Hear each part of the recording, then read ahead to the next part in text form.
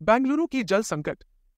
प्रिय साथियों, कर्नाटक मेटियोरोलॉजिकल विभाग की अनुसंधानों के अनुसार हमारे राज्य में इस समय ऊपरी तापमान की संभावना है। मार्च से मई तक की इस अवधि में हमें ऊपरी तापमान और गर्मी की भारी संभावना है। कुछ क्षेत्रों में लू की स्थिति के लिए चेतावनी जारी की गई है।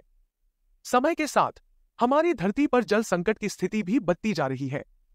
हालांकि हम ध्यान देने योग्य हैं कि इस समस्या का समाधान हमारे अभ्यास और संगठन के साथ हो सकता है।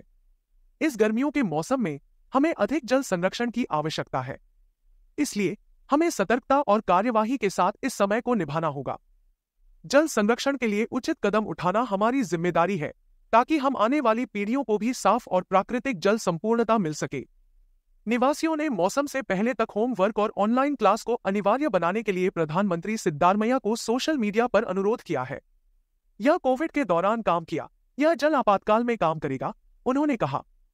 बेंगलुरु में जल की अधिक होने वाली कमी और तापमान 40 डिग्री सेल्सियस की ओर बढ़ते हुए कई लोगों ने कंपनियों से घर से काम करने और शिक्षण संस्थानों को ऑनलाइन कक्षाएं शुरू करने के लिए कहा है, ताकि पानी बचाया जा सके और कर्मचारियों और छात्रों पर दबाव कम हो।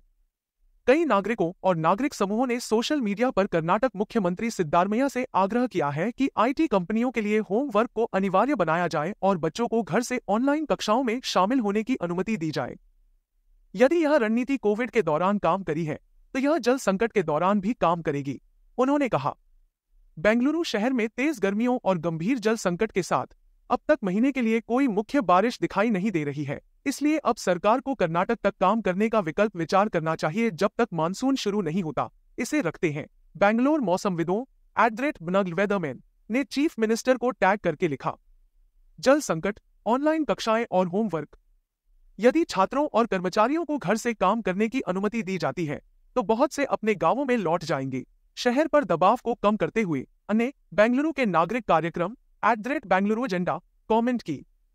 अन्य लोगों ने भी इस बात पर ध्यान दिलाया कि यदि कर्मचारियों को घर से काम करने की अनुमति दी जाती है, तो बहुत से अपने गांवों में लौट जाएंगे, जिससे जल की मांग कम हो जाएगी।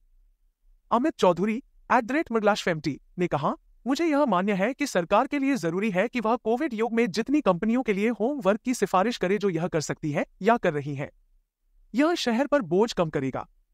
लोग अपने गांवों में वापस जा सकते हैं